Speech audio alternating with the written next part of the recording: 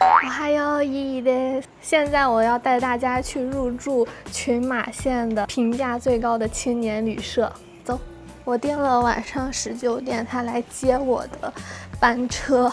听说他的工作人员都会说英语。我应该怎么找他呢？坏消息，朋友们，我订了7多一点点他来接我的车，但是他这个电车是7点15分才到达这里，然后我来的时候接我的车已经走了，唉，真不容易啊！大家出来玩一定要看好时间，特别是来这种乡下的地方。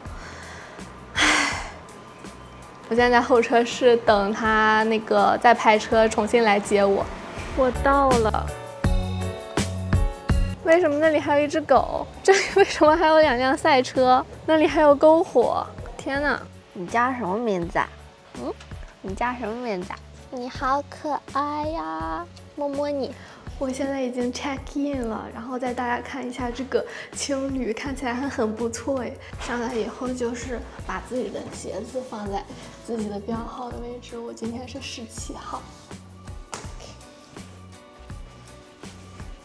然后这一列就是男生浴室、女生浴室，然后男生厕所、女生厕所，看一下女生浴室的样子。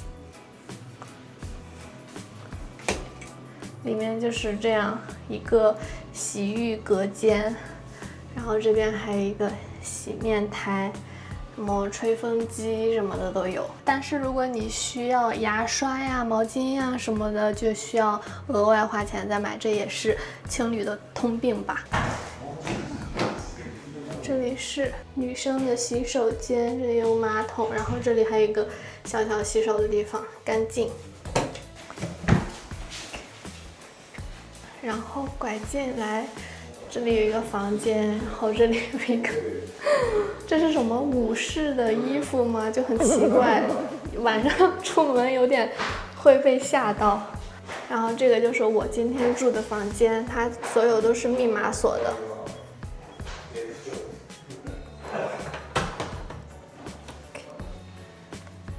进来。现在里面没有人，这里面女生房间一共有6个床位，然后今天我住的是17号，就是这一个下铺。这里有他准备的枕套啊，还有被套吗？这里还有一个床头小灯哦，他都给你准备了这个 USB 接口了啊，这边也有哎，这边也有2个充电口，有。看完女生宿舍以后，带大家来看一下厨房和公共空间啊。这里也是一个浴室，这个浴室是如果那个浴室都满了的话，可以用这一个。这里就是公共的厨房，大体上就是这种感觉。这边有电磁炉啊，然后洗手间呀、垃圾分类、米饭什么微波炉之类的全都一应俱全。然后这里还有个大冰箱，这大冰箱和我家里的大冰箱是同款耶，松下的大冰箱。如果要用的话，要写上自己的名字。OK， 然后这边还有一个无印风的大厨房，这个真的很牛。然后这有嘎斯炉，可以用它的调味料。底下也非常多的锅，我靠，底下的锅真的好多。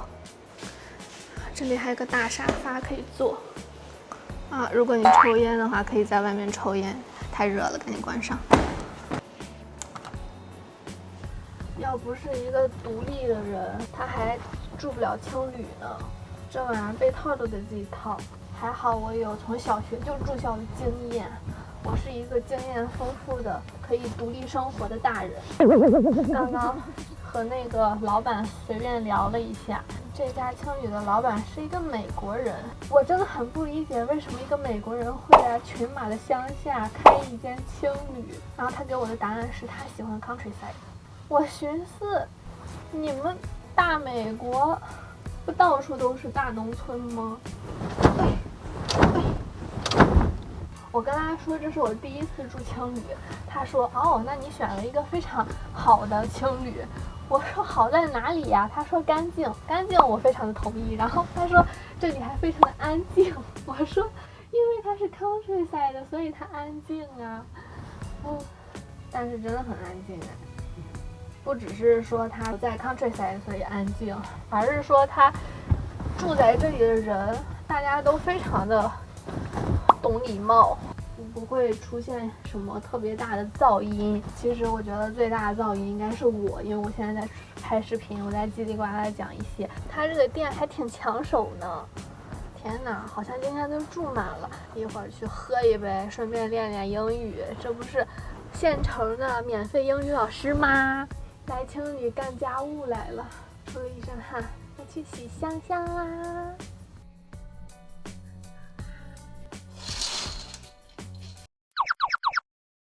因为我住的这个青旅它有一点偏僻，如果从车站走步行的话呢，需要走20多分钟，而且因为它在乡下嘛，所以四周都特别的黑，我非常的害怕，于是我就租了一辆车。这个车是从晚上8、9点开始租，大概明天12点之前要还回去。所以说这个青旅呢，它的缺点也显而易见，真的离车站实在是太远。如果你是一个女生自己出来玩的话，真的一定要注意安全，要么就是在8点之前回到这里，因为8点之前它会提供接送服务。当然了，如果男生自由行一个人的话，也是非常的不建议住在这里，除非你真的很喜欢 countryside， 就是乡村生活。那现在我已经回到青旅喽，然后我们去看看夜晚的青旅是什么样子的吧。它1楼还有小秋千，那个是老板，丢，老板。它这里好像还有 Switch， 但是我没有研究明白如何用，所以我觉得看来叽嘎啦，好可爱哦。点了一个芒果汁喝。这是我在这儿住的第2天晚上，还挺多人住的耶。这家青旅，它1楼是一个餐厅，然后晚上是 bar， 这也是我人生第一次住青旅，这个体验感，如果满分是10分的话，我可以给它7到8分吧。那2分就扣在它实在是离车站太远了。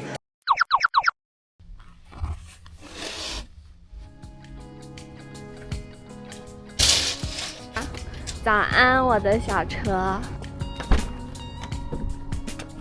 好了，大家，我现在已经退房结束，回到车上了。这次住青旅有2点是和我的认知不太相符的。第一点就是我原本以为住青旅就可以大谈特谈，但没想到大家还蛮安静的，所以这次的交流指数几乎为0。然后第2点呢，就是我原本以为住青旅的都是年轻人居多，就是大学生啊，或者是20代的人吧。但是这一次我发现还有一家人来住青旅的，可能因为便宜，然后方便，他们只是落一个脚。还有刚刚在上面吃早餐遇到的日本人夫妇，他们看起来大概有50代的样子。但是这个青旅真的很干净，很安静。